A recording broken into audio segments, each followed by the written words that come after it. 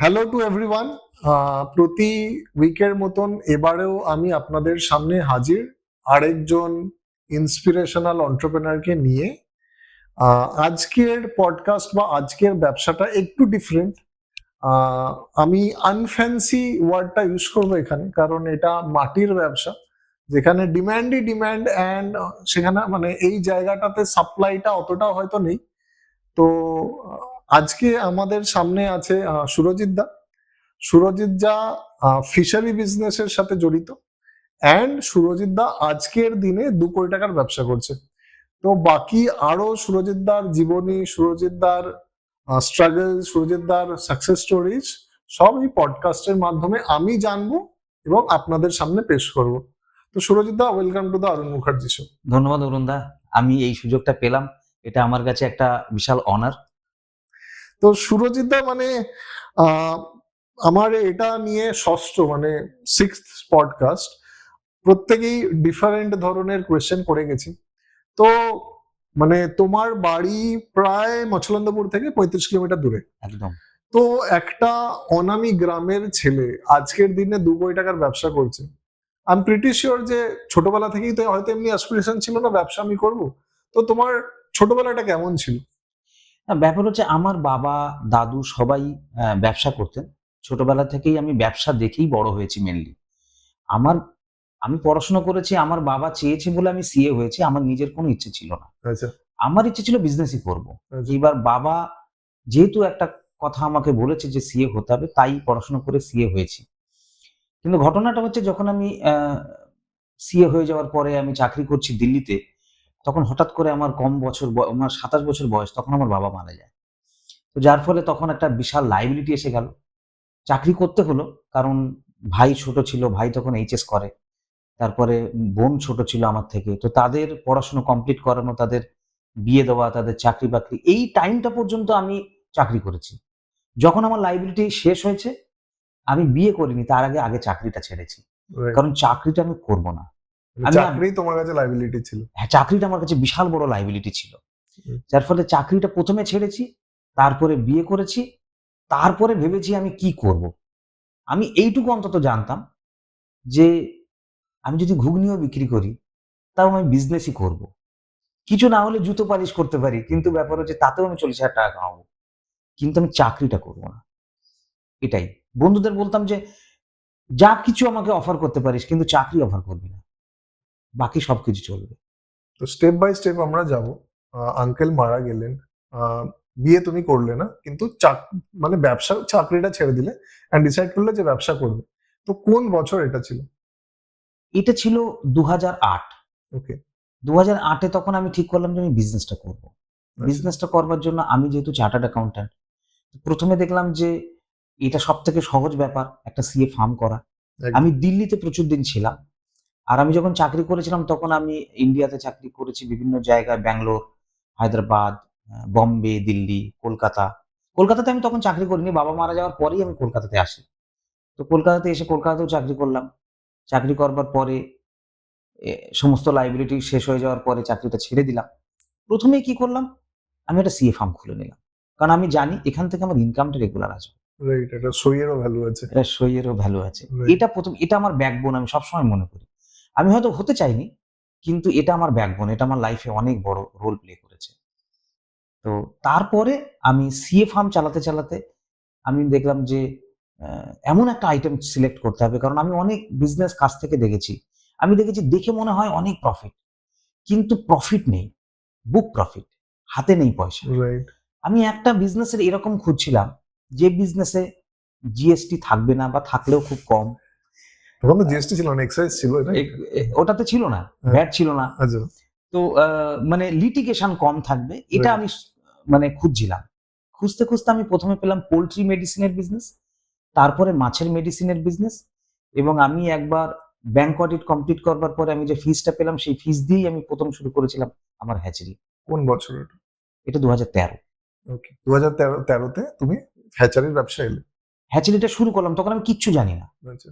কিন্তু শুধুমাত্র আমি একটা জিনিস দেখেছিলাম, এখানে লিটিগেশন কম এবং হিউজ মার্কেট, যে মার্কেটটা মানে ভাবা যায় না, এত বড় মার্কেট। এবং ফিশারি ওয়েস্ট বেঙ্গলে আমি মানে ওয়েস্ট বেঙ্গলটাই হচ্ছে ফিশারির হাব। আমি যে মেনলি যে কাজটা করি মাছের চারা সাপ্লাই করি। মাছের চারা সারা ভারতবর্ষের লোক ওয়েস্ট বেঙ্গলের থেকেই নেয়। এই ওয়েস্ট বেঙ্গলে এই এত অপরচুনিটি আমি জানি না কেউ কেন এটাকে, যদিও এটা ফ্যান্সি বিজনেস নয় সেটার জন্য কেউ এলো না, কিন্তু এটা একটা হিউজ অপরচুনিটি আমি দেখেছি। আমি হ্যাচারি চালিয়েছি প্রথম দিকে 5-6 বছর। আমি তখন national fisheries development board approved hatchery ছিল আমার। আমার West Bengal government approved hatchery. তারপরে সেই হ্যাচারিটা কন্টিনিউ করা, আমি তো হ্যাচারি কিছু জানতাম না, বাইরের লোক দিয়েই আমাকে করাতে হতো। তা আমি দেখলাম যে মার্কেটটা হিউজ। আমি আমার কাছে যত ফোন আসে লোকে কি করে, পয়সা খরচা করে মার্কেটিং করে, তাতে করে কাস্টমার আসবে তার কাছে। রাইট। আমার কাছে কাস্টমার আসে, আমি তাদের নাম ফোন নাম্বার নোট করতে পারি না, তাদেরকে বলি যে ঠিক আছে আপনাকে ফোন করব, ফোন করতে পারি না। তাদেরকে কেউ বললো যে, আর আমাদের এই বিজনেসটা এমনই একটা বিজনেস যেটা আমার সিলেকশন করবার খুব মানে ইম্পর্টেন্ট রোল প্লে করেছে। এখানে আগে টাকা, অ্যাডভান্স ক্যাশ অন সব সময় আগে টাকা। মানে এরকম আমি মাঝে মাঝে বলি যে মোদিও যদি আমাকে অর্ডার দেয় তাহলে আগে টাকা দিতে হবে, তারপরে মাছ দেবো, তাও 3-4 দিন পরে দেবো, এরকম নয় যে সঙ্গে সঙ্গে। মানে এটা কি ডিমান্ডের জন্য না ট্রিক্স অফ দ্য ট্রেড এমনি এখানে? না, আমাদের এই বিজনেসে অ্যাকচুয়ালি ছিল হয়তো 10%-15% অ্যাডভান্স, কিন্তু আমাদের এই বিজনেসে ছিল প্রচুর ফ্রড। ওকে। এইবার আমরা ধীরে ধীরে ধীরে ধীরে মানুষ বুঝতে পেরেছে, আমরা এই বিজনেসটাকে 100% অ্যাডভান্সে করে ফেলেছি। মানে আমি যখন শুরু করি তখন হয়তো 20-30% অ্যাডভান্স ছিল মার্কেটে, আমি প্রথম দিন থেকে 100% অ্যাডভান্সেই কাজ করেছি। এটাই আমার সিস্টেম, বাকি সমস্ত কিছু আমি দেবো, কিন্তু টাকাটা আগে। ওই প্রসেসে যাচ্ছি আবার 2013-তে তুমি হ্যাচারিটা করলে, সিএ ফার্মটা তখন চলছিল সাইমালটেনিয়াসলি? সিএ ফার্ম এখনো আচ্ছা রয়েছে, আচ্ছা কোনো কাজ করি না, কিন্তু ওটা বন্ধ নেই, আছে। আচ্ছা। মানে ওটাকে ডেলিগেটেড করে দিয়েছো, নিজের মতন করে চলছে। আমি কিছু কাজ করি না, শুধু আছে পয়সা দিই, ফেলোশিপের পয়সা, এটুকুই। আমার স্টক মার্কেট ব্যাকগ্রাউন্ড থাকার জন্য, মানে উনি পোল্ট্রি ভ্যাকসিনের কথা বললেন, ফিশারিজ এর কথা বললেন, মানে কিছু কিছু কোম্পানি আছে, হেস্টার ফার্মা হোক, অবন্তি ফিডস হোক, যাদের দৌলতে মানে আমি বা আমার বন্ধুরা যারা আমরা স্টক মার্কেট ইনভেস্টার বা ইনভেস্ট করি বা করেছি, তারা মানে এদের সুবাদে কিছু দেখেছি। বাট তুমি যেটা বলছিলে তার ভ্যালিডেশন, তুমি যদি ইন্ডাস্ট্রির লোক, মানে ওরাও ওই 2013-14-তে যা বলছিল, মানে ম্যাসিভ ম্যাসিভ ডিমান্ড, এন্ড সেটাকে ক্যাটার করার জন্য লোক নেই। ইন্টারেস্টিং ব্যাপার হচ্ছে আমাদের এই ফিশারিটাতে দুটো ভাগ, একটা হচ্ছে মিষ্টি জল, একটা হচ্ছে নোনা জল। মানে ইনল্যান্ড আর মেরিন, রাইট? ইনল্যান্ড আর মেরিন। রাইট। ইনল্যান্ড হচ্ছে 75%, মেরিন 25%। মেরিনটা টোটালি ডিপেন্ড করছে এক্সপোর্টের উপরে। রাইট। সেখানে সমস্ত ভালো ভালো প্লেয়ার আছে, অবন্তি ফিড আছে, আরো অনেক অনেক বড় বড় কোম্পানি আছে। কিন্তু ফ্রেশ ওয়াটার, যেটার অরিজিন হচ্ছে ওয়েস্ট বেঙ্গল থেকে, এটার উপরে কোনো প্লেয়ার নেই। কেন? কোনো প্লেয়ার অ্যাকচুয়ালি, ওয়েস্ট বেঙ্গল যেহেতু এটার বেস, আর ওয়েস্ট বেঙ্গলে যেহেতু প্লেয়ার নেই, তাই এটার কোনো প্লেয়ার নেই। আজকে যদি এই বেসটা ওয়েস্ট বেঙ্গলের, যেটা ফ্রেশ ওয়াটারের ফিশ সিডের বেস, এটা যদি আমার হায়দ্রাবাদে হতো, অন্ধ্রপ্রদেশে হতো, ওখানে বড় বড় প্লেয়ার হয়ে যেত, এটার পিছনে এটাই অর্গানাইজ হয়ে যেত। তো তুমি মানে এটাই কি বলতে চাও যে আমাদের এইখানে অর্গানাইজড প্লেয়ার নেই, কিন্তু আনঅর্গানাইজড ছোট ছোট অনেক গজিয়েছে আনঅর্গানাইজ প্রচুর প্লেয়ার আছে ওয়েস্ট বেঙ্গলে, ওয়েস্ট বেঙ্গল, যেটা বেস? যেটা বেস, এবং ওয়েস্ট বেঙ্গল থেকে সমস্ত মাছ যাচ্ছে। রাইট। আজকে নৈহাটি ফিশ সিড মার্কেট এশিয়ার সব থেকে বড় লাইভ ফিশ সিড মার্কেট, এটা ছোট কথা নয়। রামসাগর বাঁকুড়াতে, যেটা মাছের রুই কাতলা যে সমস্ত মাছগুলো কার্প ফিশ, তার স্পন সমস্ত দেশে যাচ্ছে। আজকে যে মাছগুলো আমরা বলছি অন্ধ্রের মাছ, ওর জন্ম ওয়েস্ট বেঙ্গলে। রাইট। ওই মাছগুলো কিন্তু অ্যাকচুয়ালি এখানকার ডিম, রামসাগরের ডিম। রাইট। সেই মাছটা এখান থেকে স্পন হয়ে চলে যাচ্ছে, ওখানে বড় হচ্ছে। আমরা বলছি ওরা বিদেশি, ওরা কিন্তু বিদেশি নয়, মানে ওরা মানে আন্ধ্রার মাছ নয়, ওরা আমাদেরই মাছ। তো তুমি কি এটাকে ওয়েস্টেড অপরচুনিটি বলবে ফর বেঙ্গল? বেঙ্গলের জন্য তো বিশাল বড় অপরচুনিটি আছে এখনো। মানে ওয়েস্টেড ফর 10 years? সেটা তো বটেই, সেটা তো বটেই। আজকের দিনে আমরা যদি এই জিনিসটাকে অর্গানাইজ করতে পারতাম, তাহলে যেটা আমি করতে চাইছি মেইনলি, যে আমি আজকে 3 কোটি ফার্মার ডাইরেক্টলি মাছ চাষের সঙ্গে যুক্ত, রাইট। 6 কোটি ফার্মার ইনডাইরেক্টলি যুক্ত। ভ্যালু চেন যদি আমি ধরি, ভ্যালু চেন যদি আমরা ধরি, তাহলে 3 কোটির মধ্যে আমরা যদি 1 কোটি মানুষের কাছে পৌঁছতে পারি এবং তাদেরকে মাছ চাষের প্রত্যেকটা স্টেপ বোঝাতে পারি, তাহলেই আমার কাজ শেষ। এর থেকে বেশি কিছু কাজ করারই দরকার নেই। আর এখানে অপরচুনিটি বলতে প্রথম কথা হচ্ছে, ওয়েস্ট বেঙ্গলের সব থেকে বড় সমস্যা হচ্ছে এখানে মাছের চারা তৈরি হচ্ছে, কিন্তু এখানে বড় ফার্ম হচ্ছে না। কেন? কারণ লোকের কাছে ছোট ছোট পুকুর আছে, ছোট পুকুরে মাছ চাষ হয় না। ওকে বড় বড় পুকুরগুলো ওয়েস্ট বেঙ্গলে কারোর কাছেই নেই, কারণ আমাদের এখানে সবার কাছে জমি খুব কম, ওকে যার ফলে সমস্ত বড় বড় জমিগুলো আছে ওয়েস্ট বেঙ্গলের বাইরে। তারা মাছ চাষ করতে চাইছে কারণ এখানে প্রচুর প্রফিট। এটুকু বলতে পারি, আপনি যদি 10 লাখ টাকা কেউ খরচা করে, 1 বছরের মধ্যে 10 লাখ টাকা প্রফিট আরামসে হয়। ওয়াও, এটা এতটা প্রফিটেবল একটা বিজনেস। এর জন্য কতটা জমি দরকার? যে কোনো জমি, 1 লাখ খরচা করলে 1 লাখ প্রফিট, 10 লাখ খরচা করলে 10 লাখ প্রফিট। যে মনে করো আমার কাছে মানে এইটা যারা মানে যাদের টাকা বেসিক্যালি ফিক্সড ডিপোজিটে পড়ছে, রাইট? মানে যদি তুমি কোনো পিএসইউ ব্যাংকের ডিপোজিট বেস দেখো, ট্রিলিয়ন্স পড়ছে, ওখান থেকে 3-4% কামাচ্ছে, অ্যান্ড তুমি এখানে বলছো 100% আরওআই এর কথা। হুম। তো মনে করো কারোর কাছে 1 লাখ টাকা আছে, হুম। সে এই ব্যবসায় আসতে চায়, সে মানে তার কি করণীয়, কিভাবে কি করলে 1 বছর পরে 1 লাখ টাকায় সে 1 লাখ টাকা প্রফিট করবে? প্রথম কথা হচ্ছে আমরা ওইদিকে তাকিয়ে যেখানে কালচারটা করি, আমাদের একটা 12 একর জায়গা আছে বাদুড়িয়ার কাছে, যেখানে আমরা শুধুমাত্র শিঙি মাছের ফার্মিং করছি। মানে জিওল ফিশ যেগুলোকে বলে, রাইট? শিঙি, জিওল ফিশই বলে ওটাকে। জিওল ফিশ, তো এই শিঙি মাছের ফার্মিং করছি। সেখানে আমি মনে করি 200 টাকার কমে 1 কেজি মাছ প্রোডাকশন হয়ে যাবে।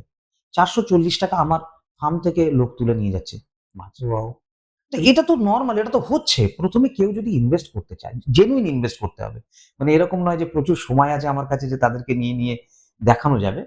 হ্যাঁ, হয়তো মানে জিনিসটা এভাবে আগে দেখতে হবে যে কিভাবে ফার্মিংটা হচ্ছে। আর চাষ করতে গেলে প্রথমে দরকার জমি। টাকা তো আছেই। জমি ছাড়া তো, পুকুর ছাড়া তো আর মাছ চাষ হবে না। তুমি মনে করো এই আমি শিঙি মাছই ধরলাম, আর শিঙি মাছ মানে আমার মাধ্যমিকে অ্যাডিশনাল ছিল ফিশারিজ। শিঙি মাছ বেসিক্যালি সর্বভুক, রাইট? যা দেবে খেয়ে নেবে। তো মনে করো যে coming back to the business sense, যে কোনো জিনিসে একটা লজিক্যাল বিজনেস সেন্স থাকা উচিত। কত বড় জমি দরকার হলে আমি 1 লাখ টাকার শিঙি মাছ চাষ করতে পারবো? দেখো, ব্যাপার হচ্ছে যে 1 একর জায়গায় আমরা নিজেরা চাষ করি 1.5 লাখ মাছ। 1.5 লাখ 1.5 লাখ চারা? মাছ চাষ করি চারা। ওকে কিন্তু আমরা লোককে বলি আপনি 80,000 মাছ চাষ করুন। ওকে 80,000 মাছ চাষ করলে তার একটা মর্টালিটি পার্সেন্টেজ থাকবে। রাইট। লেটস সে 15% মর্টালিটি হয়ে গেল। বাকি যে মাছটা হলো, এরা 8 মাস 9 মাস 1 বছরই আমি ধরে নিই, কারণ শীতকালে মাছের গ্রোথ হয় না, যা হয় গরমকালে। তো এই সময়টার মধ্যে এই মাছটা 100 গ্রাম অ্যাভারেজ হয়ে যাবে। তার মানে আমি যদি 80,000 মাছ ছাড়ি, 70,000 মাছ 100 গ্রাম করে অ্যাভারেজ হয়ে যাবে। রাইট। তাহলে 70,000 মাছ যদি হয় তাহলে 7,000 7,000 কেজি। Kilo, right. 7,000 কেজির জন্য যদি 200 টাকা করে আমরা খরচা করি, তাহলে ওই মাছটা 400 টাকায় চোখ বন্ধ করে বিক্রি হবে। Double ROI. 100%। 200 টাকার মধ্যে মাছের চারা, মাছের ফিড, পুকুরের তৈরি করবার জন্য যে সমস্ত মেডিসিন লাগবে, অ্যাক্সেসরিজ, পুকুরের যে লিজ মানি, লেবার, সবকিছু ইনক্লুডিং 200 টাকা। আমার পুকুর থেকে এখন তুলে নিয়ে যাচ্ছে 440 টাকা করে। নিয়ে যায় কারা? যারা তার হোলসেলে। ডিমান্ড কতটা? Huge demand. মানে যত আমি তো 12 একর জায়গায় চাষ করছি এখন। আমি ওখানে এমন জায়গায় করছি তার পিছনে 100 একর করা যাবে। ওটাকে আমি আস্তে আস্তে বাড়াবো। তো হিউজ ডিমান্ড। মানে এটা কি এমনি জাস্ট আমি বুঝতে চাইছি, আর আমাদের ভিউয়ার্সরাও বুঝতে চাইছে যে আমি যত বানাবো নিয়ে চলে যাবে আমার সাথে। এখনো পর্যন্ত পরিস্থিতি এরকমই যে যত বানাবো ততই নিয়ে চলে যাবে। ওয়াও। কারণ আমরা ইকোনমিক্সে কি বুঝি, আমার 440 টাকা পাচ্ছি, কালকে যদি আরো বেশি প্রোডাকশন হয় আমি 400 পাবো, রাইট। 350 পাবো। একদম পুরোটাই ভলিউম গেম, রাইট? সুতরাং সবকিছু তো ইকোনমিক্স। রাইট। তো শিঙি মাছ চাষ হোক বা মাছ চাষ হোক বা ফিশের চারা হোক বা ফিড হোক, ইন্ডাস্ট্রি ইজ হিউজ। ইনফ্যাক্ট আমি স্ট্যাটস দেখছিলাম, ইনল্যান্ড আর মেরিন মিলিয়ে আমাদের লাস্ট ফাইন্যান্সিয়াল ইয়ারে মানে 23-24-এ প্রায় ইন্ডিয়ার প্রোডাকশন হবে 175 lakh ton, right? Which is massive, and that is growing at a super fast speed. একদম। এবং এই গভর্নমেন্ট, সেন্ট্রাল গভর্নমেন্ট এখন শুধুমাত্র ফিশারিকে প্রমোশন করবার জন্য এক তো প্রথমে পিএমএমএসওয়াই বলে একটা ভালো একটা স্কিম দিয়েছে। এবছর একটা নতুন পিএমএমএসওয়াই শাহ যোজনা বলে আরেকটা করেছে। তো রেগুলার বেসিসে প্রমোশন করবার চেষ্টা করছে।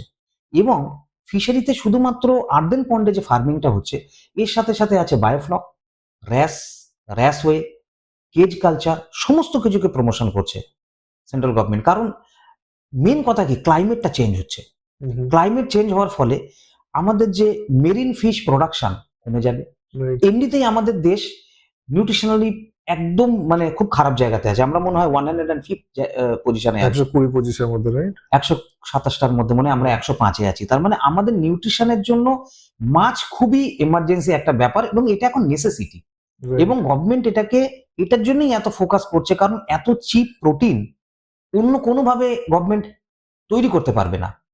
সেটার জন্যই কিন্তু ফিশকে প্রমোশন করছে এবং আমরা মানে 2047 এর যে বিকশিত ভারত যেটাতে বলতে চাইছে, তাতে যদি আমাদের সাকসেস হতে হয়, আমাদের নিউট্রিশনাল যে টোটাল যে আমাদের ভ্যালু, সেই ভ্যালুটাকে বাড়াতে হবে এবং তাতে আমাদের ফিশারি একটা ইম্পর্টেন্ট রোল প্লে করবে। এবং সব থেকে বড় ব্যাপার, আমরা ফিশারি আজকে 1% অফ জিডিপি, আমরা এত ছোট নই, হয়তো লোকে জানে না। মানে ইন্ডিয়ার জিডিপি প্রায় 4 ট্রিলিয়ন হিট করছে, almost 1% is massive.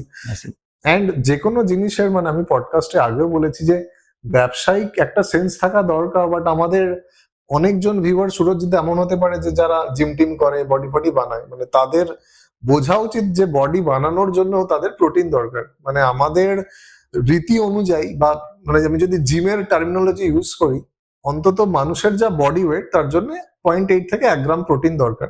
And protein is a very costly thing, right? মানে যারা বাঙালিরা বেশিরভাগই ননভেজ হয়, অ্যান্ড ডিম থেকেই মোটামুটি প্রোটিন আসে। কিন্তু ফিশ থেকে, মানে আমিও এককালে জিম করেছি, এখন হয়তো বোঝা যায় না, বাট মানে 100 গ্রাম মাছ থেকে 18 থেকে 20 গ্রাম প্রোটিন চলেই আসে, and it's one of the cheapest source, right? একদম। তো মানে গভর্নমেন্টের কথা তুমি বললে, মানে West Bengal itself is massive, 9-10 কোটির পপুলেশন, লোকে আসতে চাইছে না, না আসতে পারছে না, ইজ দ্য কোয়েশ্চেন। না, প্রথম কথা হচ্ছে এখানে তো গ্ল্যামার নেই। আচ্ছা, আজকে আমি যখন মাছের হ্যাচারিটা প্রথম করেছি, আমি পুকুরে নেমেছি। রাইট, পাঁক ঘাটা, রাইট? শিঙি মাছ তো আর ভালো জলে থাকবে না, মানে পাঁক ঘাটা হ্যাঁ, জলে পাকে থাকে। পুকুরে নেমেছি। তারপরে আমাদের যে হ্যাচারিটা, সেই হ্যাচারিতে আমি তো এখনো হয়তো হাফ প্যান্ট পরে নেমে যাই। তো এটাতে কোনো গ্ল্যামার নেই। কিন্তু আমি অ্যাকচুয়ালি গ্ল্যামারের পিছনে কোনোদিন ছুটিনি। আমার কাছে প্রথম কথা হচ্ছে আমার এখানে পয়সা আছে, এখানে লিটিগেশন কম আছে, এখানে হিউজ মার্কেট আছে। এর থেকে বেশি আমার বোঝার দরকার নেই। যেখানে সাপ্লাইয়ের চেয়ে ডিমান্ড সবসময় বেশি। সবসময় বেশি।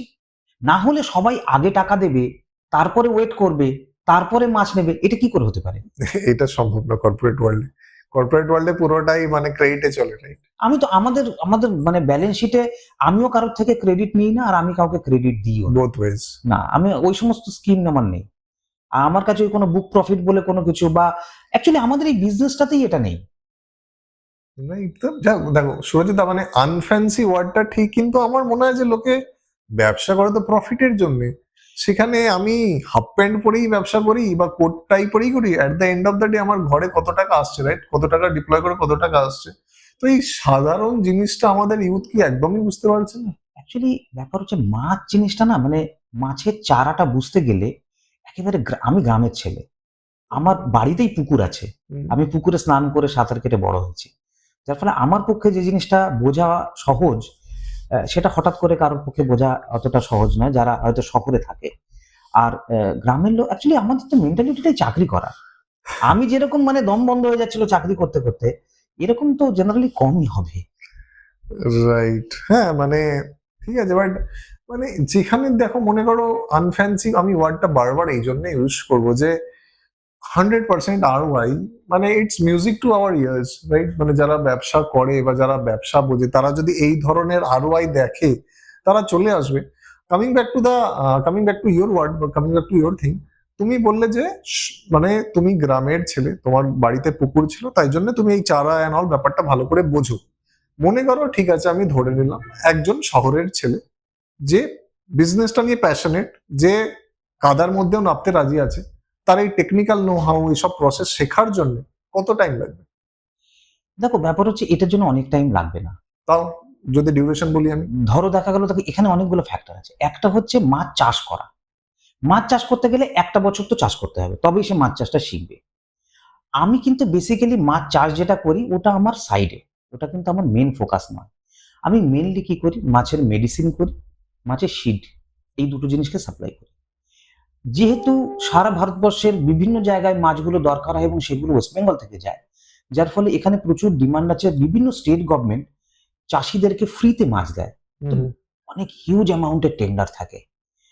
আমি আমি অ্যাকচুয়ালি এই কাজটা এখনো পর্যন্ত একাই করি। মানে আমি একা ওয়ান ম্যান শো। যার ফলে আমার বিজনেসটা কিন্তু একটা সার্টেন লেভেল পর্যন্তই হতে পারে, তারপরে আমিও করতে পারি না আর। তো কিন্তু এটার জন্য আমরা দেখি, যদি কেউ মনে করে যে মাছের বিজনেসটা করবে, যে আমি যে কাজটা করি হুম। সেটার জন্য কিন্তু 2-3 বছর সময় লাগবে তার। যে Right. মেডিসিনটা বুঝতে হবে, অ্যাক্সেসরিজটা বুঝতে হবে, ফার্মিংটা বুঝতে হবে। কারণ যে লোকটা সিড নেবে সে লোকটা তো কিছুটা মানে তার নলেজ জানতে চাইবে যে আমি আমার 1 একরের পুকুর আছে, আমি কিভাবে চাষ করব, কোন পুকুর কি মাছের চাষ করব, তারপরে পুকুরটা কি করে রেডি করব, পুকুরে জল আছে আমি কতটা চুন দেব, আমি ওতে পটাশিয়াম পারম্যাঙ্গানেট দেবো কি দেবো না, দিলে কতটা দেব, কোন মাছ কোথায় থাকে, একটা পুকুরের জলে উপরে একটা মাছ থাকে যেরকম কাতলা, বিগ হেড উপরে থাকে, মিডিলে রুই থাকে, নিচে এই যে সমস্ত ক্যাটফিশ যেরকম শিঙি, মাগুর, পাপ, গুলশা ট্যাংরা, নোনা ট্যাংরা, তো এগুলো তো নলেজ লাগবে। তো এই আমি যে বিজনেসটা করতে চাই করি সেটার জন্য 2-3 বছর সময় লাগবে। কিন্তু ফার্মিং যদি কেউ করতে চায় যেটাতে ROI 100%, ওটা করতে গেলে 1 বছর তাকে ফার্মিং করতে হবে। ডিউরেশন শুনে অনেকে হয়তো ভুরু কুচকাতে পারে, বাট আমাদের তো গ্রাজুয়েট হতেও 3 বছর লাগে, মাস্টার ডিগ্রি MBA এর জন্য 2 বছর, কেউ যদি ডাক্তারি পড়তে চায় ভালো করে তার তো 5 বছর লাগবে, CA করতে গেলেও তাই। তো কেউ যদি প্রপারলি ভাবে শিখতে চায়, তো সুরজিৎ দা আমারও মনে হয় তো তাকে তো এই টাইমটা তো ডিভোট করতেই হবে। অবশ্যই করা উচিত। এটার জন্যই তো আমরা যে এই যে নতুন কোম্পানিটা করছি, এটাতে আমাদের মূল উদ্দেশ্য, আমরা একটা জিনিস বুঝেছি, মার্কেটে হিউজ গ্যাপ। শুধুমাত্র একজন লোক ফোন করলো তাকে মাছের চারা সাপ্লাই করবো এটা কাজ নয়। মাছের চারা সাপ্লাই করবার জন্য প্রচুর লোক আছে। আমরা যদি 3 কোটি লোকের মধ্যে 1 কোটি লোককে আমাদের প্ল্যাটফর্মে আনতে পারি এবং তাদেরকে যদি আমরা fish seed, fish medicine, fish technology তাদেরকে যদি আমরা প্রোভাইড করতে পারি, এবং সব থেকে বড় ব্যাপার তারা যে মাছটা তৈরি করছে সেটার মার্কেট লিঙ্কেজ। সাপোজ আমি বলি শিঙি মাছ আমি কাউকে দিয়েছি মধ্যপ্রদেশে, আমার সারা দেশেই মাছ যায়, মানে নাগাল্যান্ডে যায় না, এরকম 3-4টে স্টেট যায় না, এছাড়া সারা দেশেই মাছ যায়। অরুণাচলে মাছ যায় না আমার, মানে যায়নি এখনো পর্যন্ত। আন্দামান নিকোবর থেকে শুরু করে সারা দেশেই মাছ যায়। এবার সাপোজ আমি কাউকে মহারাষ্ট্রের পুনেতে আমি শিঙি মাছ দিয়েছি, তাকে তো আমি বুদ্ধি ফুদ্ধি দিয়ে তাকে তো মাছটাকে চাষ করিয়ে দিয়েছি, বেচবে কোথায়? হুম। আমার এখানে তো ভালো রেট, তাহলে আমার দরকার মার্কেট লিঙ্কেজ করিয়ে দেওয়া তাদেরকে। আবার প্রচুর লোক আছে যারা কিন্তু এই মাছটাকে বিক্রি করতে চাইছে, মানে কিনে বিক্রি করতে চাইছে হোলসেলার, Right. তারা জানে না যে কোথায় আমি মাছটা পাবো। একজন লোক এক্সপোর্টার, সে বসে আছে, সে পাবদা মাছ এক্সপোর্ট করতে চায়, সে জানে না কোথায় পাবদা মাছটা পাবো। আবার একটা লোক পাবদা মাছটা তৈরি করেছে, সে জানে না কার কাছে বিক্রি করব। তাই আমরা এই যে ফিশমেটটা আমরা এখন যেটা তৈরি করছি সেখানে সেটা একটা ই-কমার্স প্ল্যাটফর্ম হবে, যেখানে fish sheet, list of fish sheet থাকবে, মেডিসিন, লিস্ট অফ মেডিসিন থাকবে, অ্যাক্সেসরিজ থাকবে, এবং যখন তারা রেডি করে ফেলবে তাদের মাছ, সেটাকেও তারা আপলোড করবে। যারা হোলসেলার তারা সেখান থেকে কিনতে পারবে, এবং এই টোটাল কাজটা আমরা অল ওভার ইন্ডিয়াতে অনলাইন বেসিসে ই-কমার্স প্ল্যাটফর্মের মাধ্যমে করব। এবং আমরা কি করব, প্রত্যেক 15 দিনে একটা করে ট্রেনিং, কারণ মাছ চাষ করতে গেলে নলেজ লাগবে। এবার প্রথম বছর যে কাজটা করবে তার জন্য তো তার ট্রেনিং লাগবে। রাইট। এই ট্রেনিংটা কিন্তু আমরা, গভর্নমেন্টও প্রচুর ট্রেনিং দিচ্ছে, কিন্তু আমরা আরো বেশি প্র্যাকটিক্যাল ট্রেনিং দিতে পারি, আমাদের হ্যাচারিতে নিয়ে গিয়ে তাদেরকে ট্রেনিং দিতে পারি, আমাদের পুকুরে নিয়ে গিয়ে তাদেরকে ট্রেনিং দিতে পারি, আমাদের নিজেদের ইউটিউব চ্যানেল আছে সেখানে আমরা সেই সমস্ত নলেজগুলো শেয়ার করছি, কিন্তু আমাদের মাস পাবলিকের কাছে পৌঁছতে হবে। আর এটার জন্য আমাদেরকে হয়তো মার্কেটিং করতে হবে, এবং আহ, সমস্ত কোনায় কোনায় পৌঁছতে হবে ফার্মারদের কাছে, যাদেরকে আমরা শেখাবো যে মাছ চাষ কি করে করতে হয়, এবং এটাতে প্রচুর যেরকম প্রোডাকশন বাড়বে, এমপ্লয়মেন্টও হিউজ জেনারেশন হবে। রাইট। তো সুরজিৎ দা, আমি যেহেতু তোমার পিচ পার ডেক দেখেছি, যেহেতু তুমি আজকের দিনে একটা হাইলি রেসপেক্টেবল 2 কোটি টাকার ব্যবসা করছো, তো এই 2 কোটি রেভিনিউ পৌঁছাতে গিয়ে একটা তুমি কত টাকা ডিপ্লয় করেছো তোমার ব্যবসাতে, অ্যান্ড এই যে জার্নিটা এটা কতটা স্মুথ ছিল, বা এর মধ্যে কি কি স্ট্রাগল ছিল, যদি লার্নিং গুলো বলো। দেখো, শুরুতে আমি তো হ্যাচারি করলাম, হ্যাচারি করবার জন্য ইনিশিয়ালি ব্যাংক অডিটের পয়সা পয়সা দিয়ে শুরু করলাম, তারপরে আস্তে আস্তে আস্তে এদিক ওদিক থেকে কারোর কারোর কাছ থেকে ধার করে নিয়েছিলাম। একটা সময় আমার 1,40,00,000 টাকার কাছাকাছি ধার হয়ে গেছিল মার্কেটে। Wow. তো তারপরে সেখান থেকে আসলে আমাদের এই বিজনেসটাতে মার্জিনটা ভালো, যার ফলে অতটা স্ট্রাগল আমি পাইনি। মানে যারা টাকা দিয়েছে তারা টাকা ফেরত পেয়েছে, এবং আলটিমেটলি ঠিকঠাকই চলছে, মানে সেই স্ট্রাগল যেটাকে বলে যে একেবারে। আর কোভিডের সময়টা তো সত্যি কথা বলতে কি সবাই বাড়িতে ছিল, সবাই তার গ্রামে পৌঁছে গেছিল, সেই সময় বিজনেসটা অনেক ভালো হয়েছে। মানে Right. অনেকের কোভিডে খারাপ হয়েছে, আমার হয়তো বলা উচিত না, কিন্তু আমাদের কোভিডে খুব ভালো বিজনেস হয়েছে। আমি দুটো স্টেজ টানবো, 15 থেকে 20 আর 20 থেকে 25। একবার ওয়ান স্টেপ বাই স্টেপ করছি। 15 থেকে 20 কি কি করলে, কত রেভিনিউ এন্ড করলে 2020-তে, অ্যান্ড লার্নিং কি ছিল, তারপরে আমি ফলো আপ কোয়েশ্চেন করবো 20 থেকে 25-এর জন্য। তো 15 থেকে 20 জার্নিটা যদি একটু বলো। দেখো 15 থেকে 20-তে আমরা আমরা নতুন ছিলাম, আমরা মার্কেটে অনেক বড় বড় প্লেয়ার আছে, আমরা ভাবতাম যে এত বড় বড় প্লেয়ারের সামনে আমরা কি করব, কিন্তু আমরা আমাদের মতন করে ফেসবুক ইউটিউব বানিয়ে লোককে নিরন্তর মানে নলেজ শেয়ার করে গেছি। এই নলেজ শেয়ার করতে করতে তারা আমাদেরকে ট্রাস্ট করেছে এবং বিজনেস হয়েছে। সত্যি কথা বলতে গিয়ে খুব বেশি চ্যালেঞ্জ পাইনি, বিজনেস ঠিকঠাকই হয়েছে।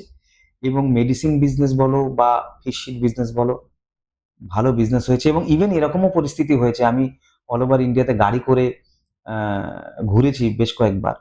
আমাদের সারা মানে সমস্ত জায়গাতেই আমাদের কাস্টমার আছে। মানে এরকমও হয়েছে যে আমরা গাড়ি নিয়ে যাচ্ছি, সকালবেলা ব্রেকফাস্ট একজনের সঙ্গে, দুপুরবেলা লাঞ্চ আর একজনের সঙ্গে, এরকম একটা ব্যাপার হয়েছে। এটা আমার কাছে, আমি প্রফেশন ছেড়ে দিয়ে এই বিজনেসে এসে আমি মনে করি যে আমি লুজার নই, কারণ আমার প্রচুর বন্ধু, প্রচুর মানুষ আমাকে চেনে। এটা আমার কাছে খুব ভালো একটা ব্যাপার। তো সেরকম স্ট্রাগল পাইনি। বিজনেস, দেখো আমাদের এই বিজনেসটাতে না একজন মানুষ, সে 1 কোটি 1.5 কোটি টাকার উপরে বিজনেসটা করতে পারবে না, কারণ একজন মানুষের একটা ক্যাপাবিলিটি আছে। এটাকে যদি কোনো রকম ভাবে অর্গানাইজ না করা যায়, একটা টিম না তৈরি করা যায়, বা কোনো না কোনো ভাবে যদি এটার মার্কেটিং থেকে শুরু করে একটা অটোমেশন আনা যায়, তাহলে বিজনেসটা এর থেকে বড় আর হবে না। তো সুতরাং সেটাই আমার সেটা কোন টাইমে রিয়েলাইজ করলে তুমি? আমি অ্যাকচুয়ালি বছর 3 ধরে আমি এক্সপেক্ট করছি, মানে করছিলাম যে এটা আর বাড়ছে না। স্ট্যাগন্যান্ট বা প্ল্যাটু হয়ে বিজনেসটা পড়ে আছে। স্ট্যাগনেন্ট হয়ে যাচ্ছে। এর থেকে বেশি আমার পক্ষেও সম্ভব না আর ফোন ধরা। মানে তখন থেকেই আমি ভাবছিলাম যে এরকম একটা প্ল্যাটফর্ম আমি বানাবো, যে প্ল্যাটফর্মের মাধ্যমে আমি আরো বেশি মানুষের কাছে পৌঁছাবো। হতে পারে আমার আমার প্রফিটেবিলিটি একটু কম হবে, কারণ আমি কমিশন বিজনেস করব তখন। কিন্তু আমি আরো বেশি মানুষের কাছে পৌঁছতে চাইছি। কারণ আমি যেটা দেখলাম, এখানে যারা সাপ্লাই করছে তাদের অনেকের নলেজ নেই মাছ চাষটা সম্বন্ধে। আর ফার্মারদেরকে কেউ আন্তরিকভাবে হেল্প করতে চাইছে না। কারণ সত্যি কথা তাদের কাছে সময়ও নেই। তাদের কাছে তো আরো একটা ফোন ঢুকে যাচ্ছে, তারাই বা করবে কি? কিন্তু আমার একটা বাজে স্বভাব আছে, মানুষকে একটু হেল্প করব। সেটার জন্যই আমার মনে হলো, মানে আমি 2021 থেকে আমি মানে ভাবছি যে আমাকে একটা এরকম প্ল্যাটফর্ম বানাতে হবে। অ্যা তো এখন 2024-25-এ এসে ওটা সম্ভব হলো। সুরজিৎ দা, লাস্ট 3-4 বছরের লাইফে যে কোনো ব্যবসায় হয়, আমরা চাইনিজ ব্যাম্বু ট্রি গ্রোথও বলি, যে চাইনিজ ব্যাম্বুর একখানা খুব ভালো এক্সাম্পল আছে, যেটা কর্পোরেট ওয়ার্ল্ডেও খাটে বা যেটা অন্টারপ্রেনারদের জীবনেও ঘাটে। 5 বছর কিচ্ছু হয় না, মাটির নিচেই থাকে, 6 বা 7 ইয়ারে 15-20 ফিট বেড়ে যায়। তো একজন অন্টারপ্রেনারের লাইফও এমনি হয়, প্রথম 3-5 বছর হয়তো কিছু এলো না, but based on the learning, based on the endurance power, যখন টেলউইন্ডস আসে, হিউজ একখানা গ্রোথ চলে আসে। তো আমার মনে হয় যে তুমি ওই স্টেজের দিকেই যাচ্ছ, বা ওই গ্রোথটা তুমি হয়তো চোখের সামনে দেখতে পাচ্ছ। আমি দেখতে পাচ্ছি, তার কারণ আমি শুধুমাত্র এইটুকু মনে করি, আমি তো কাউকে ফোন করি না। এটা খুব খারাপ জিনিস, বলা উচিত না। আমাকে যারা ফোন করছে, আমি যদি শুধু তাদেরকে সার্ভিসটা দিতে পারতাম, তাহলেও আমার বিজনেসটা ডবল হতো। আমি যদি তাদেরকে নোট করতে পারতাম, কেউ বলছে যে দাদা গুলশা ট্যাংরা আছে, আমি বলছি দাদা এখন নেই, আপনি একটা কাজ করুন 2 মাস পরে ফোন করুন। সে ফোন করবে, আমি কিন্তু তার নাম নোট করব না। তো এইবার এই লোকটা যদি আমি যদি তার নামটা নোট করতে পারতাম, তাকে যদি আমি সেই সময় ফোন করতে পারতাম, দাদা গুলশা ট্যাংরাটা এসছে, তাহলে সে লোকটা বিজনেসটা নিতে পারতো আমার থেকে মাছটা। কিন্তু প্রত্যেকটা কাস্টমারেরও তো একটা সম্মান আছে। আমি তো কখনোই তাকে ফোন করব না, সেই আমাকে সবসময় ফোন করবে। এটা তো ঠিক জিনিস নয়। কিন্তু এটাই সিস্টেম হয়ে গেছে। যার ফলেই আমার এই কাজটা করা, এই প্ল্যাটফর্ম। তো তোমার মনে হয়নি যে একটু এবার ডেলিগেট করা উচিত, নাহলে তোমার একার ব্যান্ডউইথ পুরোটা 12টা বেজে যাচ্ছে? অ্যাকচুয়ালি ডেলিগেট করতে গেলে না, আমি যদি অর্গানাইজ কোনো একটা প্রসেস না তৈরি করি, আমার মাছের চারা সাপ্লাইয়ের পুরো ব্যাপারটা অর্গানাইজড। ফোন ধরাটা অর্গানাইজড নয়। সবাই আমাকে ফোন করতে চায়। সবথেকে বড় ব্যাপার, ফার্মারদেরকে ট্রেনিং দিতে হবে। তাদের নলেজ নেই। তাদের কাছে একটা পুকুর আছে, তাদের পকেটে পয়সা আছে। তারা কাজটা করতে চায়। সবাই যদি আমার সাথে কথা বলে, তো আমি তো পারব না। তাহলে আমাকে কি করতে হবে? এই মানুষগুলোকে একটা প্ল্যাটফর্মে আনতে হবে। সেখান থেকে রেগুলার ট্রেনিং এর ব্যবস্থা করতে হবে, যাতে করে যার যখন দরকার, তার সাপোজ একটা লোক মাছ চাষ করছে, তার মাছে কোনো একটা রোগ হয়েছে, সেই ছবিটা তুলে অ্যাপে আপলোড করে দিল। আমার কাছে এরকম লোক থাকা দরকার যে তাকে সঙ্গে সঙ্গে তাকে সার্ভিস দেবে, তুমি এটা করো। কারণ এখানে তার টাকার ব্যাপার, অনেক পয়সা করে সে ইনভেস্ট করেছে, তাকে যদি আমি রেস্কিউ করতে না পারি। আজকে একজন লোক যখন মাছ নেয় আমার থেকে, আমার মনে হয় তাকে আমি সারা বছরে অন্তত 10 বার ফোন করব, কিন্তু আমি করতে পারি না, একবারও করি না। তো এটা তো এইভাবে করলে তো হবে না, তাহলে তো ওই যা চলছে সেটাই হবে। হুম। এটা সিস্টেম তৈরি না করলে সম্ভব না। Surajit da is a very hard working entrepreneur. ওনাকে আমি রিসেন্টলি ওনাকে আমি হয়তো 1-2 বছর ধরেই চিনি, বাট 1-2 বছরে ওনার যা আমি গ্রোথ দেখেছি, that has been amazing. In fact Surajit দা লাস্ট 8-9 মাসে মনে হয় 3খানা ইনকিউবেশনে অ্যাপ্লাই করেছিলেন, 3টেতেই সিলেকশন পেয়েছে। আইআইটি খড়গপুর থেকে গ্রান্টও পেয়েছে। হ্যাঁ, তো এখনো কনগ্রাচুলেশন। টাকা পাইনি। আচ্ছা আচ্ছা, বাট কনগ্রাচুলেশন। তো মানে এর সূচনা কিভাবে হলো যে আমাকে, মানে তোমার এই যে 10 বছরের যে এই ফিশারি লাইফ? মেন কথা হচ্ছে গত বছর আমার, মানে গত বছর থেকে না আমি একেবারে মরিয়া হয়ে গেছিলাম, বিজনেসটা বাড়াতে পারছি না, মরিয়া হয়ে গেছিলাম এই বিজনেসটা করব বলে। তো আমি, আমার বন্ধু বান্ধব আছে যারা সাকসেসফুল এন্টারপ্রেনিয়ার আছে, আমি ওদের সাথে বসলাম যে তোরা ভাই চল একসাথে করি। কিন্তু ফিশারি এমন একটা গ্ল্যামারলেস একটা বিজনেস, কেউ ইন্টারেস্টেড হলো না। তো তারপরে মনে হয় জুলাই মাসে আমাদের সিএ ইনস্টিটিউটের একটা স্টার্ট আপ এনক্লেভ হয়েছিল ব্যাঙ্গালোরে।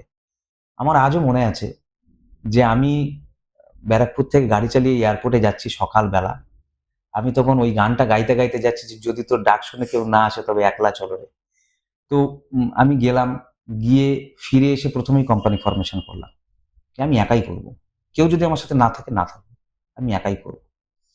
তো তারপরে জুলাই মাসে করলাম, তারপরে আমি বি জানতে পারলাম, আমি বিতে প্রথম এলাম, আমি তো তার আগে কিচ্ছু জানতাম না। তারপরে ধীরে ধীরে কিভাবে মানে পিচ দেওয়া হয় এই সমস্ত জানতে জানতে তারপরে অ্যাপ্লাই করলাম আইআইটি খড়গপুরে।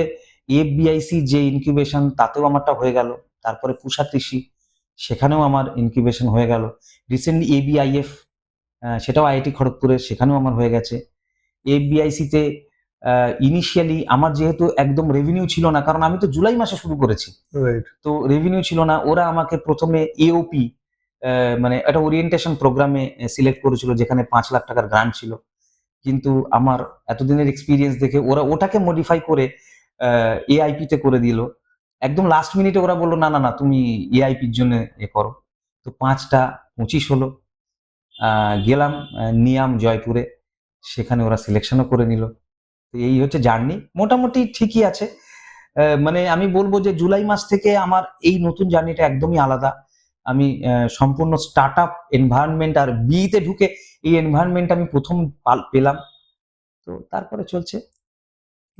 বি হচ্ছে আমাদের বেঙ্গল এন্টারপ্রেনার ইকোসিস্টেম, যেটার মেম্বার এই সুরজিৎ দা। ইনফ্যাক্ট আরেকটা মজার কথা হচ্ছে যে আমাদের এই পডকাস্টটা হচ্ছে ইনফ্লুকনের সেটআপে, অ্যান্ড ইনফ্লুকনের ক্লায়েন্ট হচ্ছে তুমি। হ্যাঁ, তো ক্রস কোলাবোরেশন কিন্তু হচ্ছে বেঙ্গলে, বাট আস্তে আস্তে হচ্ছে। না ব্যাপার হচ্ছে যে আমি ওরা খুবই ইয়াং, Right. ওদের সাথে আমি অনেকবার বসেছি। তো আমি যে আইডিয়াটা আমার যেটা এটার জন্য না, মানে অ্যাকচুয়ালি এটা আমার খুব প্যাশন আছে এই বিজনেসটার প্রতি। এটা আমার কাছে শুধু বিজনেস নয়, এটা আমার প্যাশন। আমি এই বিজনেসটাই করি আর এই বিজনেসটাই আমি সেই লেভেলে নিয়ে যাব, কারণ আমি মনে করি 6-7 বছরের মধ্যে এটাকে আমি ঠিক জায়গায় নিয়ে যেতে পারবো। তো ওদের সাথে কথা বলে আমার মনে হলো ওরা আন্তরিকতার সাথে এই কাজটা আমাকে করতে পারবে, আর যার ফলে তোমার যতটা প্যাশন আছে ফিশারিজে, ওদেরও ওদের কাছে অতটাই প্যাশন। আমার সেটাই মনে হয়েছে। আর ইয়াং ছেলে। Match made in heaven. ঠিক। সুরজিৎ দা, মানে যখন থেকে তোমার সাথে কথা বলছি, মানে যেহেতু ব্যবসাটা আমার ভালো লাগে, আর ওয়েস্ট বেঙ্গলের যা দশা, মানে অ্যাটলিস্ট লোকে যেটা বলে, তো মানে এই কথাটাই বারবার মাথায় ঘুরপাক খাচ্ছে যে মানে একখানা ওয়েস্ট বেঙ্গলে অলমোস্ট 9-10 কোটির পপুলেশন, আমি যা দেখেছিলাম রেকর্ড, তো 9-10 কোটির পপুলেশন, লোকে বলছে চাকরি নেই, ব্যবসা নেই, আর এদিকে তুমি বলছো যে ফুল টাইম লোকে ফোনই যদি তুমি ধরতে পারো, তোমার হয়তো রেভিনিউ এমনি ডাবল ট্রিপল হয়ে যাবে। তো এই জিনিসটা তোমার মতে কবে চেঞ্জ হবে আর কিভাবে চেঞ্জ হবে? মানে এমনি তো চলতে পারে না যে আমাদের বেসিক্যালি যেটা চারা, যেটা মাছ, যেটা সিড, সেটা লোকে অন্ধের মাছ বলছে, যেটা আমাদের একখানা লস।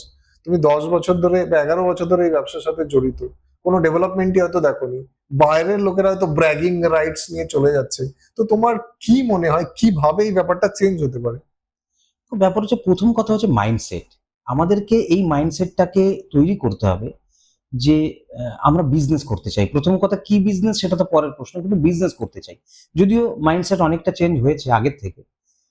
তারপরে তো ভাবতে হবে যে আমি এই ধরনের একটা মানে নন গ্ল্যামারাস একটা বিজনেস করব।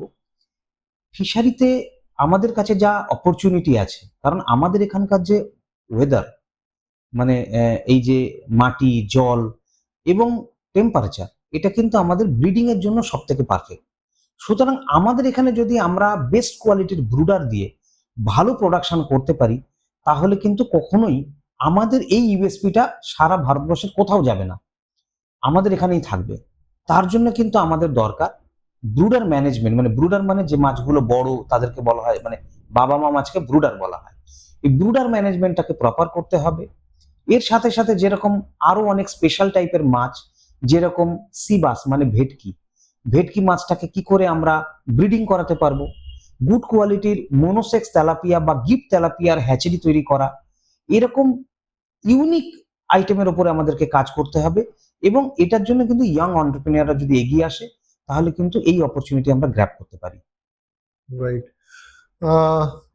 লোকে মানে লোকে হয়তো নাক শিটকাতে পারে, বাট জানা উচিত, তথ্যের জন্যই বলি যে যেহেতু আগে আমরা ইনভেস্টার্স, তো সুরজিৎদাও জানবে, ইনফ্যাক্ট সুরজিৎদার ডেকেও আমি মেনশন দেখেছি অবন্তী ফিডস, রাইট? তো অবন্তী ফিডস একখানা চিংড়ি মাছের কোম্পানি, যারা ভানামাই স্ট্রিমস এক্সপোর্ট করতো বেসিক্যালি, বা করে, করে and they are the largest exporter from India. তো অবন্তী ফিডস এর 2010-এ আমি যখন খুবই নতুন মার্কেটে, তখন এই কোম্পানিটার পুরো ভ্যালুয়েশন আমি দেখেছিলাম 10 কোটি টাকা। সেটা 2017-তে দেখি আমি প্রায় 13,000 কোটি টাকা। তো 10 কোটি থেকে 13,000 কোটি is like সারিয়াল wealth creation, right? 7 বছরে, যেটা গভর্নমেন্টের মানে রাদার পাবলিক সেক্টর ব্যাংকে কেউ যদি টাকা রাখে, তার টাকা হয়তো ইন্টারেস্ট নিয়ে 8 বছরে ডবল হবে। অ্যান্ড তার তুলনায় একখানা কোম্পানি যেটা কিনা এই ব্যবসার সাথে মানে জড়িত, সেই ব্যবসাটা 10 কোটি থেকে গেছে 13,000 কোটিতে। তো সুরজিৎ দা মানে এই সেক্টর এর প্রেসিডেন্ট আছে বা প্রেসিডেন্ট আছে এতটা ওয়েলথ ক্রিয়েশনের, তো নেক্সট অবন্তী ফিডস কি আমাদের ফিশমেট? অবশ্যই ফ্রেশ ওয়াটারে আমরা এরকম বড় কোম্পানি তো তৈরি করব, এটুকু তো শিওর। তার কারণ হচ্ছে যে এই মার্কেটটা আমি খুব গভীর থেকে দেখেছি, এবং সব থেকে বড় ব্যাপার 75% হচ্ছে ফ্রেশ ওয়াটার অ্যাকোয়াকালচার, যেটার উপরে কিন্তু প্রপার প্লেয়ার নেই। আর এই যে অবন্তী বা আরো যারা যারা তারা কিন্তু 25%-এর উপরে খেলছে। 75% যারা ফ্রেশ ওয়াটার উপরে কাজ করছে তারা কিন্তু আমাদের মানে ইন্ডিয়ার কনজামশনই তারা। এবং আমি মনে করি ইন্ডিয়া গভর্নমেন্ট হয়তো এরকম একটা ইনিশিয়েটিভ নিতে পারে, বা আমার মনে হয় নেওয়া উচিত, যে সানডে ইয়া মানডে রোজ খাওয়া আন্ডে, ঠিক সেরকম ভাবেই ফিশটাকে প্রমোট করা। কারণ এটা ছাড়া কোনো না কোনো ভাবে আমাদের নিউট্রিশনাল যে ডেফিসিয়েন্সি আমাদের ইন্ডিয়ানদের মধ্যে, এটা পূরণ হবে না। আর সেই লক্ষ্যেই আমরা এগোচ্ছি। হোপফুলি আমার তো ইচ্ছা আছে এরকম একটা বড় অর্গানাইজেশন তৈরি করবার। রাইট। তো ব্যবসা মানেই কিন্তু কোনো প্রবলেম সলভ করা। যে কোনো ইনভেস্টর আগে দেখে একটা অন্টারপ্রেনার কোন ব্যবসা বা কোন প্রবলেমটা সলভ করছে। তো সুরজিৎ দা, তুমি যে ফিশ মিটটা বানাচ্ছ, এই অ্যাপটা বানাচ্ছ, এটা দিয়ে তুমি কি কি প্রবলেম সলভ করতে চাও? প্রথম কথা হচ্ছে যে ফার্মাররা ইনভেস্ট করতে চাইছে, কিন্তু তারা জানে না কি মাছ চাষ করবে, কিভাবে করবে। তাহলে তাকে আমরা হ্যান্ড হোল্ডিং সাপোর্ট দেব, তাদেরকে আমরা প্রপার ট্রেনিং দেব, তাদের যে জল মাটি তার ল্যাব টেস্ট করাবো, তারপরে তাদেরকে গুড কোয়ালিটি ফিশ শিট দেবো। তার জন্য আমাদের যে সমস্ত হ্যাচারি আছে, যারা আমাদের এই ফিশ মিটে রেজিস্টার্ড হবে, তাদেরকে আমরা প্রপার ব্রুডার ম্যানেজমেন্ট যারা হবে, যারা করবে, তাদেরকেই আমরা এখানে লিস্টিং করব। তাহলে গুড কোয়ালিটির ফিশ শিট হবে, ফিশ ফিড। এবং এই প্রত্যেকটা জায়গাগুলোকে যদি আমরা করতে পারি, তাহলে কিন্তু তার প্রোডাকশনটা মেক শিওর হবে। আদারওয়াইজ তারা কিন্তু অনেক ফিশ ফার্মার হয়তো লসও করে। কেন? কারণ তারা জানে না মাছ চাষটা করতে হবে কিভাবে। মেনলি যেটা করে, এক একরে রুই কাতলা মাছ ছাড়া যাবে 4,000, সে ছেড়ে দেবে 40,000। তাহলে একটা ছোট জায়গার মধ্যে যেখানে 4,000 মাছ থাকতে পারে, 40,000 মাছ থাকলে তো অবশ্যই তার লস হবে। এই যে বেসিক জায়গাটাই কিন্তু নলেজটা নেই। তার কারণ এটা এত হিউজ সাবজেক্ট, গভর্নমেন্টের ট্রেনিং প্রোগ্রামে তো সবাই অ্যাটেন্ড করে না। আর গভর্নমেন্টের ট্রেনিং প্রোগ্রাম এত ডিপ লেভেল পর্যন্ত যাওয়াও সম্ভব নয়। কারণ ৩ কোটি মানুষ, মানে টোটাল ৯ কোটি মানুষ ডাইরেক্টলি ইনডাইরেক্টলি ইনভলভ। এতদূর পর্যন্ত এটা সম্ভব নয়। এটার জন্য একটা অর্গানাইজ প্ল্যাটফর্ম দরকার। ফিশমেট হচ্ছে সেই প্ল্যাটফর্ম, যার মাধ্যমে আমি এই প্রবলেমটাই সলভ করতে চাইছি। মানুষ যাতে প্রপার প্রফিটেবল ফিশ ফার্মিং করে এবং তার মাছটা যেন সঠিকভাবে সে বিক্রি করতে পারে। তো সুরজিৎ দা, আমি তোমার দেখেছি পিচে ডেকটা। তোমার মনে হয় না যে যেহেতু ফার্মার্সরা টেক স্যাভি নয়, ওদেরকে মানে অ্যাপটা ইনস্টল করিয়ে এইসব লার্নিং গুলো করা চ্যালেঞ্জ হতে পারে? আমি দেখো, আমার কাছে আজকের দিনে প্রায় 25,000 ফার্মারের নাম্বার আছে ওকে। এবং আমি বলতে পারি 24,500 লোকের কাছে হোয়াটসঅ্যাপ আছে। ওয়াও। এবং আমাদের এই মাছের যে সেগমেন্টটা আমি ডিল করি, এখানে আজকের দিনে ইন্ডিয়াতে আর ওই পরিস্থিতি নেই যে গ্রামের মানুষ বলেই তার কাছে স্মার্টফোন থাকবে না, তার কাছে হোয়াটসঅ্যাপ থাকবে না, তার কাছে অ্যাপ থাকবে না। আমাদের, তবে হয়তো হ্যাঁ, অ্যাপেল হয়তো নেই, কিন্তু অ্যান্ড্রয়েড আছে। রাইট। ওটা হয়ে যাবে, মানে যেভাবে এগোচ্ছে। হয়ে যাবে। আর লোকে যদি মানে 1-2 একর শিঙি মাছই ভালো করে চাষ করতে পারে, আইফোন এমনি চলে আসবে। অ্যাকচুয়ালি ব্যাপার হচ্ছে, মানুষ চাষ করতে অতটা পাচ্ছে না কেন? তাদেরকে আমরা ঠিকঠাক গাইড করতে পারছি না। ওটাই তো আমার সবথেকে বেশি খারাপ লাগার জায়গা আজকের দিনে। মানে তুমি যেহেতু তোমার ব্যান্ডউইথ যেহেতু পুরোটা স্কুইজ হয়ে গেছে, মানে অ্যাপটাই সুরজিৎ সেই সবাইকে শেখাবে, রাইট? এটাই আমি চাইছি। এবং এর সাথে আমরা অনেক বিএফএসসি এমএফএসসি লোকজনদেরকে নেব, যারা রেগুলার বেসিসে আপডেট করতে থাকবে। ইভেন আমি বলি, আমি যখন প্রথম এসেছিলাম, অনেক মানুষই আমাদের এই ফিশারিতে, মানে ফার্মাররা মাছের সাইন্টিফিক নেমগুলো জানতো না। আমরা রেগুলার বেসিসে ফেসবুকে নো ইওর ফিশ বলে একটা প্রোগ্রাম চালাতাম, যাতে করে ওই মাছ কি করে চাষ করতে হবে, কি খাবে, কিভাবে খাবে, কতদিনে বড় হবে, কতটা ছাড়তে হবে, সেগুলো আমরা ফেসবুকে দিতে থাকতাম। এই ট্রেনিংটা কিন্তু আমরা প্রথম থেকেই চালিয়েছি। ওয়াও, সায়েন্টিফিক নেম ক্লাস 7-এ চলে যাচ্ছি, লাইফ সায়েন্স, রুই মাছ লাভিও রোহিতা, রাইট? নাইস। দেখো, মানে তোমার যদি আমি ব্যবসাটা সংক্ষেপে নিই, একটা হচ্ছে তো ক্যাশ অন ক্যারি করো, টাকা মার যাওয়ার কিছু নেই, লিটিগেশন নেই, আনলিমিটেড ডিমান্ড, প্লাস তোমার কাস্টমার যারা দে আর ভেরি স্টিকি, তোমার কাছেই থাকবে, ছেড়েও যাবে না। হ্যাঁ, এরকম ব্যাপার নয়। ব্যাপার হচ্ছে ছেড়ে যেতেই পারে, কিন্তু আমি চাইছি যে তাদেরকে তো আমি যদি সার্ভিস দিতে পারি। আজকের দিনে আমি সার্ভিস দিতে পারি না, তাহলে আমার আমার ফার্মার অন্য লোকের কাছে তো যেতেই পারে। আমি তো ফিশমেটের মাধ্যমে ওটাই করতে চাইছি, তাকে মেক শিওর করতে চাইছি ওই ফার্মারটা আমার কাছেই থাকবে। আচ্ছা, মানে এটা রিয়েলাইজেশন কর্পোরেট টার্মস মানে হচ্ছে প্রাইস, মানে প্রাইসিং এ নয়, তুমি সার্ভিস করতে পারছো না তার জন্য। হ্যাঁ, প্রাইস আমার সবসময় হাই থাকে। মানে তার সত্ত্বেও তারা আমার কাছ থেকে নেয়, তার কারণ তারা আমার সাথে কাজ করে, তাদের ভালো লাগে, তারা মনে করে যে মাছ চাষটা আমি করতে পারবো, এবং তার প্রচুর ইনিশিয়ালি তাকে আমি প্রচুর সার্ভিস দিই, হেল্প করি কিভাবে করতে হবে। কিন্তু এটা তো একদিনের ব্যাপার না। একটা মাছ চাষ হচ্ছে 8 মাস 9 মাস ধরে, তাকে আমার হ্যান্ড হোল্ডিং সাপোর্ট করতে হবে 9 মাস 10 মাস ধরে। আমি তো সেটা পারি না। তো কালকের দিনে সে আমার কাছ থেকে ছেড়ে চলে যেতেই পারে। এটাই তো আমি স্টপ করতে চাই। But the fault is on us, but the fault is on you, right? হ্যাঁ, অবশ্যই আমার কাছে ওটার জন্যই তো ফিশমেট করা। আমার অ্যাম্বিশিয়াস অন্টারপ্রেনারদের খুব ভালো লাগে, কারণ আমি নিজেকেও মোটামুটি অ্যাম্বিশিয়াস মনে করি। আর আমাদের সুরজিৎ দাও is very very ambitious. In fact owner next 5-6 বছরের টার্গেট হচ্ছে 100+ crore টার্নওভারে নিয়ে যাওয়া। তো সুরজিৎ দা, কতটা ফিজিবল বা ভায়াবল মনে হচ্ছে ব্যাপারটা? এটা সম্পূর্ণ ভায়াবল।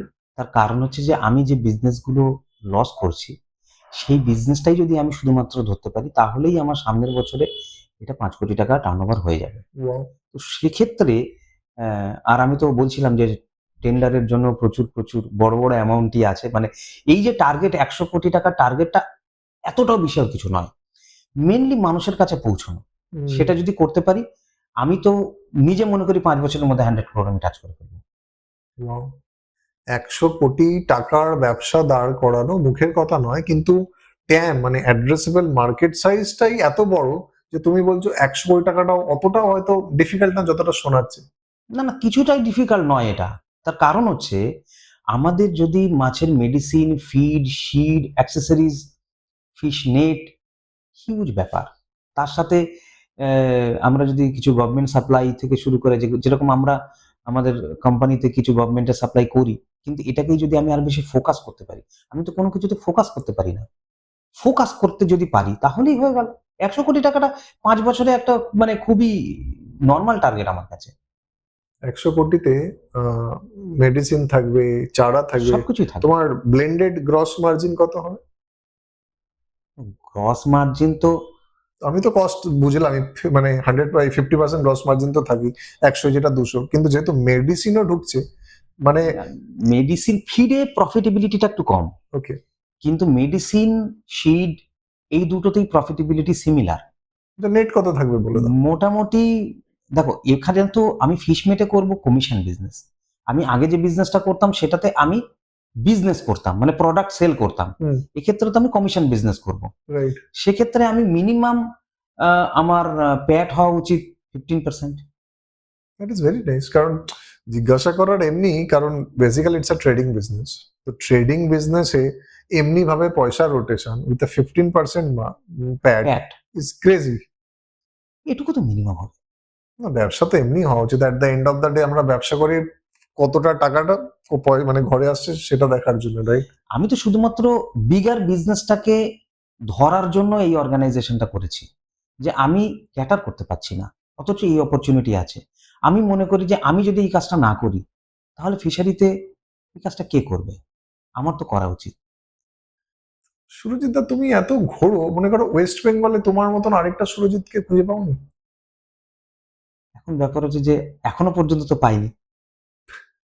কেমন একটা শোনায় না, মনে করো আমরা মার্কেটের, আমরা অন্টারপ্রেনার, আমরা এত লোক আছে, মানে এতটাই লোকের। আমি যখন প্রথম শুরু করি তখন আমি আর একজন চার্টার্ড অ্যাকাউন্ট্যান্টকে দেখিনি বা ইঞ্জিনিয়ার ডাক্তারকে দেখিনি যারা মাছ চাষ করে। আজকের দিনে কিন্তু আমার কাছে এরকম অনেক কাস্টমার আছে যারা চার্টার্ড অ্যাকাউন্ট্যান্ট।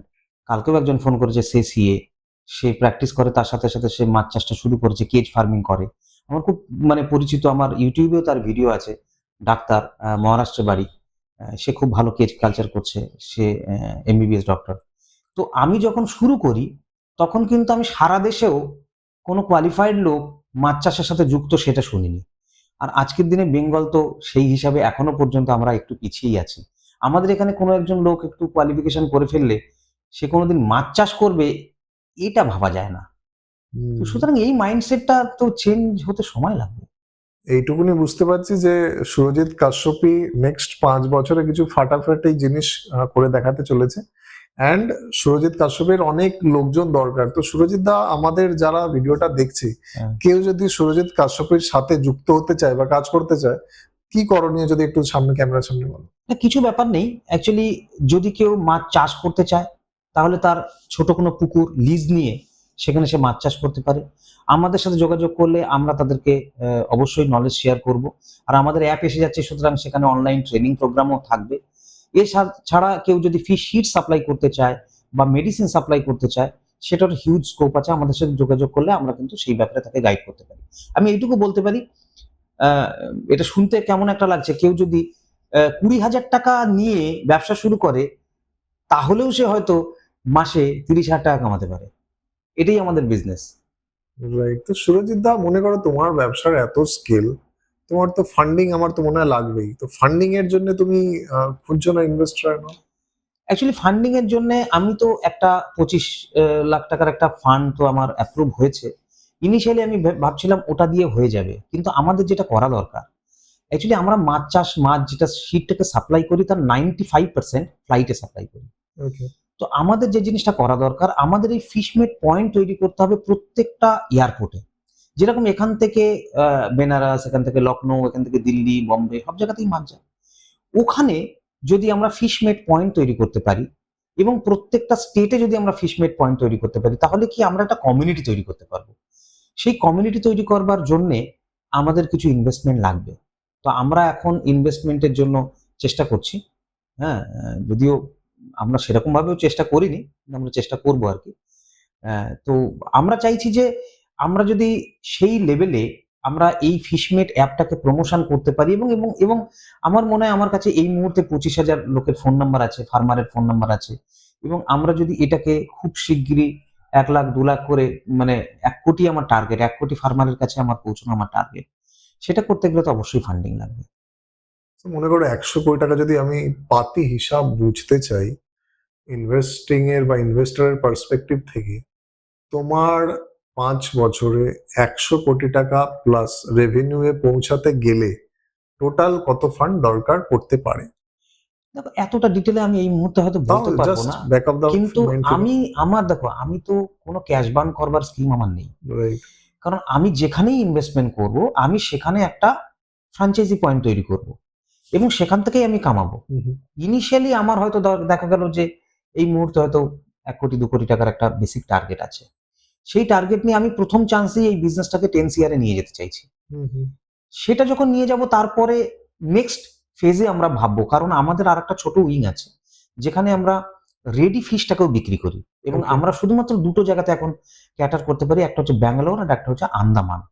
এই দুটো জায়গায় কিন্তু রেডি ফিশ আমাদের এখানে যেরকম সুন্দর সুন্দর কাজলি মাছ, তারপরে বাগদা চিংড়ি আমাদের এখান থেকে যত কোয়ালিটির হয় সেটা কোথাও হয় না। তা আমাদের যদি এই ফিশমেট পয়েন্টগুলো স্টেটে স্টেটে হয় তাহলে সেখান থেকে এই বড় মাছেরও একটা বিশাল মার্কেট আমরা ধরতে পারবো। তো সেক্ষেত্রে আমাদের অবশ্যই ফান্ডিং লাগবে। এই মুহূর্তে আমি এটা বলতে পারছি না যে 100 করে পৌঁছতে গেলে আমার কত টাকা ফান্ডিং লাগবে, বাট আমি অত দূরের জন্য এই মুহূর্তে ভাবছি না। আমি এখন ভাবছি আমার 10 ইয়ারে পৌঁছতে গেলে আমার আপাতত 2 কোটি টাকার ফান্ডিং লাগবে, কারণ আমাকে স্টেপ বাই স্টেপ ভাবতে হবে, কারণ স্কোপ প্রচুর, আমাকে বুঝে করতে হবে, কারণ আমি সবকিছু একসাথে তো করতে পারবো না। আর এখানে আমি যেদিকে তাকাবো সেখানেই স্কোপ, সুতরাং আমাকেও কিছুটা কনসাইজ ভাবে করতে হবে কাজটাকে। আমি এরকম নয় যে সব দিকে আমি যদি ছড়িয়ে ফেলি যে কাজটাকে তাহলেও আমার হবে না, যার ফলে আমার প্রচুর ফান্ডিং নিয়ে কাজটাকে ছড়িয়ে ফেলার কোনো ইচ্ছা নেই। আমি যে কাজটা জানি আজকের দিনে আমার 2 কোটি টাকার ব্যবসা আছে, এটাকে আমি 10 কোটি টাকা নিয়ে যেতে চাই, সেটা আমার প্রথম কাজ। তারপরে 10টাকে কি করে 20 করতে হবে সেটা তারপরে ভাববো, স্টেপ বাই স্টেপ ভাববো। কারণ এখানে আমার ফিশ ফিডের স্কোপ আছে, ফিশ মেডিসিনের স্কোপ আছে, ফিড আমি যদি ফিডের ফ্যাক্টরি করি, এই যে অবন্তী ফিড, আমার এখানে স্কোপ আছে। তা আমি যদি এখন লাভ মেরে পড়ি তার উপরে তাহলে তো হবে না। আমাকে বুঝতে হবে যে আমি কোনটা নিতে পারবো এই মুহূর্তে, আর আমার যেখানে বেশি মার্জিন আমি সেটাতেই প্রথমে যাব, কারণ আমার মার্জিনটাই মেন টার্গেট, টার্নওভারের সাথে সাথে মার্জিনটাও থাকতে হবে। রাইট। আজকের দিনে কতগুলো ক্লায়েন্ট তোমার? আমার দেখো ক্লায়েন্ট তো প্রতি বছরে ধরো আমি প্রায় 4,000 লোককে মাছ সাপ্লাই করি। তার মধ্যে রিপিটও আছে, নতুন আছে। রিপিট আছে, নতুন আছে। আমার তো ওই রেকর্ডটাই আমি রাখতে পারছি না, এটাই তো সব থেকে বড় সমস্যা। তো তোমাকে যদি গভর্নমেন্ট জিজ্ঞাসা করে, আমাদের কাছেও গভর্নমেন্ট আছে, মানে আমরা যে ইন্ডাস্ট্রির সাথে জড়িত, তো তোমার কাছে যদি গভর্নমেন্ট আসে, তো তুমি গভর্নমেন্ট তো মানে চাইছে এইসব জিনিসগুলোকে বলস্টার করতে বা ফ্লারিশ করতে, তো গভর্নমেন্টকে তুমি কি সাজেস্ট করবে, কি কি স্টেপ যদি বলো? দেখো ব্যাপার হচ্ছে গভর্নমেন্টকে প্রথম আমি যেটা বলবো সেটা হচ্ছে যে আমাদের এখানে এই যে নৈহাটি ফিশিং মার্কেট, আমাদের পিএমএমএসওয়াই স্কিমে 37,000 crore গভর্নমেন্ট অ্যাপ্রুভ করেছে। এবার এই নৈহাটি ফিশিং মার্কেটটা হচ্ছে এশিয়ার সব থেকে বড় ফিশিং মার্কেট, এখানে প্রচুর লোক কাজ করছে। তাদের কিছু ফান্ডিং যদি দেওয়া যায়, তারা যদি হ্যাচারি তৈরি করতে পারে তাহলে আমাদের এখানে প্রোডাকশনটা আরো ভালো হবে। গভর্নমেন্টের উচিত ব্রুডার ম্যানেজমেন্টের দিকে লক্ষ্য রাখা, তাদের টিম তৈরি করতে হবে যে ব্রুডার কি করে, কি কোয়ালিটির ব্রুডার ম্যানেজমেন্ট হবে, ভালো ব্রুডার মানে ভালো মাছ। এই মনিটরিং এর জায়গাটা গভর্নমেন্টের থাকতে হবে, কিছু ফান্ড দিতে হবে, কারণ মাছে সম্পূর্ণ প্রফিট আছে, এটা গভর্নমেন্টও জানে, ফিশারি ডিপার্টমেন্টও জানে। সুতরাং শুধুমাত্র মনিটরিং করতে হবে তাদেরকে। প্রচুর প্রচুর মানুষ কিন্তু এখান থেকে বেনিফিটেড হতে পারে এবং প্রচুর নতুন অন্টারপ্রেনিয়ার মানে নতুন যারা ইয়াং তাদেরকে বোঝাতে হবে যে মাছ চাষটা কোনো ছোট কাজ নয়, মাছের বিজনেসটা কোনো ছোট কাজ নয় এটা। আর তাছাড়া আমাদের ওয়েস্ট বেঙ্গলের এটা একটা খুব ইম্পর্টেন্ট একটা বিজনেস। আমরা এই বিজনেস করব যে বিজনেস, আমি কি মানে এমন কোনো বিজনেস করব যেটা ওয়েস্ট বেঙ্গলের নয়, ওয়েস্ট বেঙ্গল থেকে সারা ভারতবর্ষে যে জিনিসটা যাচ্ছে তাহলে আমি সেটাতে বেশি ফোকাস করব না। গভর্নমেন্টের তো উচিত এটার উপর এইভাবে ফোকাস করা। রাইট। তাহলে আজকের দিনে আমাদের কি লার্নিং হলো যে ভাই বোনেরা বলো, কাজ নেই, চাকরি নেই, চোখের সামনে একটা ব্যক্তিত্ব আছে, একটা এন্টারপ্রেনার আছে যে 2 কোটি টাকার ব্যবসা করছে, নেক্সট 5 বছরে 100 কোটি টাকার ব্যবসা করার স্বপ্ন দেখছে, যে পিলার টু পোস্ট যাচ্ছে, যে টিম বানাচ্ছে, যে অ্যাপ বানাচ্ছে, যে টার্গেট করছে যে 1 কোটি লোক যাতে ফিশমেট অ্যাপটা ডাউনলোড করে আর ওনার ক্লায়েন্ট হয়, ওনার সাবস্ক্রিপশন নেয়। তো এই ধরনের মেন্টালিটি যদি একটা আনফ্যান্সি বিজনেস থেকে হতে পারে ইনিও আমাদের মতনই একজন সাধারণ মানুষ, তাহলে তোমাদের কেন হবে না? তো যাই হোক, আর আমি বাড়াবো না। আই হোপ আজকের লার্নিং সুরজিৎ দার কাছ থেকে সবাই পেয়ে অনেক ইন্সপিরেশন পাবে, মোটিভেশন পাবে। আজকের জন্য আমি এখানেই শেষ করছি। আগামী উইকে আমি আরেকজন ইন্সপিরেশনাল পার্সোনালিটিকে নিয়ে আসবো, হয়তো সে অন্য কোনো সেক্টর থেকে হবে, ফ্যান্সিও হতে পারে, আনফ্যান্সিও হতে পারে। বাট পডকাস্টটা করার আমার এটাই উদ্দেশ্য যে দেখানো যে ওয়েস্ট বেঙ্গলেও সবকিছু আছে, সব ধরনের রিসোর্স আছে, সব রকমের এন্টারপ্রেনার আছে, তারাও করতে চেষ্টা করছে। তো আমাদের ওয়েস্ট বেঙ্গলকে বাদ দিয়ে বা বাতিলের তালিকায় রেখে অন্য স্টেটে যাওয়ার কোনো মানেই হয় না। আজকে এখানেই শেষ করছি। Thank you, tata.